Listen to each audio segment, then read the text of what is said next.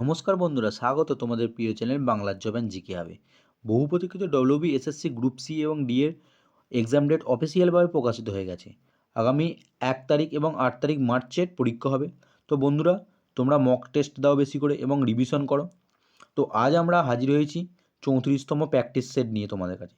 যে সমস্ত বন্ধুরা এখনও পর্যন্ত আমাদের চ্যানেলটিকে সাবস্ক্রাইব করোনি, অবশ্যই সাবস্ক্রাইব করে নাও এবং প্লেলিস্টে গিয়ে আগের ভিডিওগুলি অবশ্যই দেখে নাও। আশা করি তোমরাও উপকৃত হবে। তো বেশি কথা না বাড়িয়ে শুরু করা যাক আজকের প্র্যাকটিস সেট এবং আজকের প্রথম প্রশ্ন। আজকের প্রথম প্রশ্ন হচ্ছে, বর্তমানে ভারতীয় সংবিধানে মোট কয়টি ধারা রয়েছে? তো এখানে অপশানগুলো দিয়েছে হচ্ছে 412টি, 426টি, 446টি নাকি 470টি। তো এখানে রাইট আনসার হয়ে যাবে 470টি, অপশান ডি। পরবর্তী প্রশ্ন 2 নম্বর, নিম্নের কোনটি পশ্চিমবঙ্গের একটি উল্লেখযোগ্য লোকশিল্পী? তাঞ্জোর চিত্তাকর্ণ, কালা মেজুত, সঞ্জি, ডোগরা শিল্প। তো এখানে রাইট আনসারটি হয়ে যাবে অপশান ডি, ডোগরা শিল্প। আচ্ছা, 3 নম্বর প্রশ্ন, কনৌজের যুদ্ধ কত সালে সংঘটিত হয়েছিল? 1535 সালে, 1540 সালে, 1556 সালে নাকি 1567 সালে? তো কনৌজের যুদ্ধ, যেটা বিলগ্রামের যুদ্ধ নামে পরিচিত, সেটি সংঘটিত হয়েছিল 1540 সালে, অপশান বি। এবং যদি বলা হয় সেটি কাদের মধ্যে হয়েছিল, সেটি শেরশাহ এবং হুমায়ুনের মধ্যে হয়েছিল, যেখানে হুমায়ুন পরাজিত হয়েছিল। আচ্ছা, 4 নম্বর প্রশ্ন, নিম্নের কোনটি একটি অপারেটিং সিস্টেম? অপশানগুলো দিয়েছে স্ক্যানার, জয়স্টিক, আইওএস, মাইক্রোফোন। তো এখানে রাইট আনসারটি হয়ে যাবে হচ্ছে অপশান সি, আইওএস।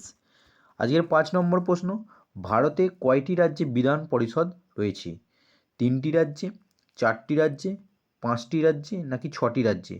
তো বিধান পরিষদ রয়েছে, এখানে সঠিক উত্তরটি হয়ে যাবে হচ্ছে অপশান ডি, 6টি রাজ্যে বিধান পরিষদ রয়েছে। এবং যদি সেগুলি বলা হয় সেক্ষেত্রে হয়ে যাবে হচ্ছে অন্ধ্রপ্রদেশ, তেলেঙ্গানা, তারপর হচ্ছে ইউপি মানে উত্তরপ্রদেশ, বিহার, মহারাষ্ট্র এবং হচ্ছে কর্ণাটক। এই 6টি রাজ্যে রয়েছে হচ্ছে বিধান পরিষদ। পরবর্তী প্রশ্ন 6 নম্বর প্রশ্ন, 2026 সালে শীতকালীন অলিম্পিকের মশাল বহনকারী হিসাবে নির্বাচিত হয়েছেন কে?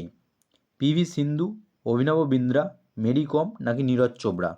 তো এখানে রাইট আনসারটি হয়ে যাবে হচ্ছে অপশান বি, অভিনব বিন্দ্রা। অভিনব বিন্দ্রা হয়ে যাবে রাইট আনসার। আজকে 7 নম্বর প্রশ্ন, কোন নদীকে তিব্বতের সাংপো বলা হয়? সিন্ধু, হোয়াংহো, ইয়াংজি নাকি ব্রহ্মপুত্র? তো তিব্বতের সাংপো বলা হয় হচ্ছে অপশান ডি, ব্রহ্মপুত্র নদীকে তিব্বতের সাংপো বলা হয়ে থাকে। আজকের 8 নম্বর প্রশ্ন, এনইপি সংক্রান্ত একটি প্রশ্ন, যেটা সিলেবাস চেঞ্জ হয়েছে। তো প্রশ্নটি বলছে হচ্ছে এনইপি 2020 সাল কত সালে শিক্ষানীতিকে প্রতিস্থাপন করেছে? অপশানটা দিয়েছে হচ্ছে 1986, 2002, 1990 নাকি 2011। তো এখানে রাইট আনসারটি হয়ে যাবে হচ্ছে অপশান এ, 1986 সালের শিক্ষানীতিকে প্রতিস্থাপন করেছে। আজকের 9 নম্বর প্রশ্ন, খুব ভালো একটি প্রশ্ন বাঙালিকে নিয়ে। বঙ্গদর্শন পত্রিকার সম্পাদক কে ছিলেন? কেশবচন্দ্র সেন, বঙ্কিমচন্দ্র চট্টোপাধ্যায়, অপশান সি হচ্ছে দ্বিজেন্দ্রনাথ ঠাকুর, অপশান ডি হচ্ছে গিরিশচন্দ্র ঘোষ। তো এখানে রাইট আনসারটি হয়ে যাবে হচ্ছে বঙ্গদর্শন পত্রিকার সম্পাদক ছিলেন অপশান বি, বঙ্কিমচন্দ্র চট্টোপাধ্যায়। আজকে 10 নম্বর প্রশ্ন, কোন বায়ুকে বাণিজ্য বায়ু বলা হয়? ভূগোল থেকে একটি প্রশ্ন এসেছে, পশ্চিমা বায়ু, মৌসুমি বায়ু, আয়ন বায়ু নাকি চিনুক বায়ুকে? তো এখানে রাইট আনসারটি হয়ে যাবে হচ্ছে অপশান সি, আয়ন বায়ুকে বাণিজ্য বায়ু বলা হয়। চিনুককে তুষারভক্ষক বলা হয়ে থাকে, এটাও আমাদের জেনে রাখতে হবে। তো 11 নম্বর প্রশ্ন আজকে, কোন রাজ্যটি 7 সিস্টারের অন্তর্গত নয়? আসাম, মণিপুর, উত্তরাখণ্ড নাকি নাগাল্যান্ড? তো এটা আমরা আশা করি সবাই জানি প্রত্যেকে। তো এখানে রাইট আনসারটি হয়ে যাবে হচ্ছে অপশান সি, উত্তরাখণ্ড হচ্ছে রাইট আনসার। তো 7 সিস্টার বন্ধুরা তোমরা জানলে নিচে কমেন্ট করে আমাদের জানাও 7 সিস্টার কোন রাজ্যগুলিকে বলা হয়ে থাকে। 12 নম্বর প্রশ্ন, শীতল দেবী কোন খেলার সাথে যুক্ত? দৌড়, ব্যাডমিন্টন, ধনুর্বিদ্যা নাকি ক্রিকেট? তো শীতল দেবী এখানে রাইট আনসারটি হয়ে যাবে হচ্ছে অপশান সি, ধনুর্বিদ্যা বা তীরন্দাজ। বিশেষ করে তিনি প্যারা অলিম্পিক্সে 2024 সালে মেডেল জিতেছেন। আজ 13 নম্বর প্রশ্ন, বিজ্ঞান থেকে একটি প্রশ্ন এসেছে, রক্তকরণ কোন ভিটামিনের অভাবে হয়? Vitamin A, vitamin B12, vitamin K নাকি ভিটামিন ডি? তো এখানে রাইট আনসারটি হয়ে যাবে হচ্ছে অপশান সি, ভিটামিন কে এর অভাবে রক্তক্ষরণ হয়। আজকে 14 নম্বর প্রশ্ন, তৃতীয় শ্রেণীর লিভারের যান্ত্রিক সুবিধা কত? সর্বদা একের কম, সর্বদা একের বেশি, সর্বদা একের সমান, আর ডি অপশান দিয়ে হচ্ছে কম, সমান বা বেশিও হতে পারে। তো এখানে রাইট আনসারটি হয়ে যাবে হচ্ছে অপশান এ, সর্বদা একের কম, তৃতীয় শ্রেণীর যান্ত্রিক লিভারের সুবিধা।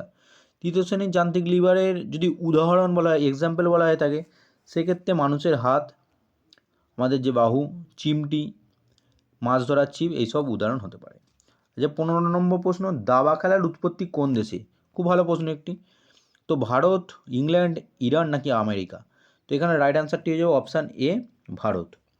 আচ্ছা 16 নম্বর প্রশ্ন, দিন ই ইলাহি কে প্রবর্তন করেছিলেন?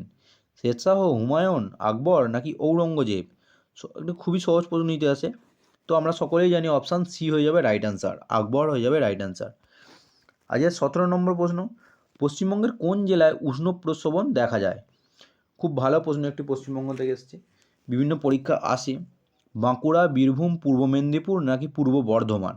তো এখানে রাইট আনসারটি হয়ে যাবে হচ্ছে অপশান বি, বীরভূমের বক্রেশ্বরে আমরা জানি উষ্ণ প্রস্রবণ দেখা যায়।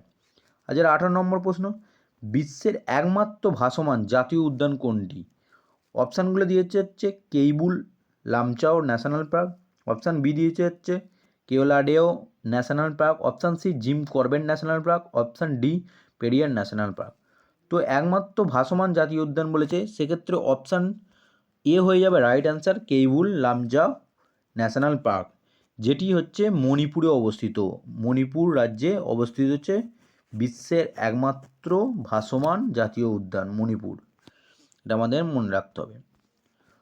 আজকে 19 নম্বর প্রশ্ন, প্রোটিনের অভাবে শিশুদের কোন রোগটি হয়? বেরিবেরি, রিকেট, প্লেগ্রা নাকি কোয়াশিকর?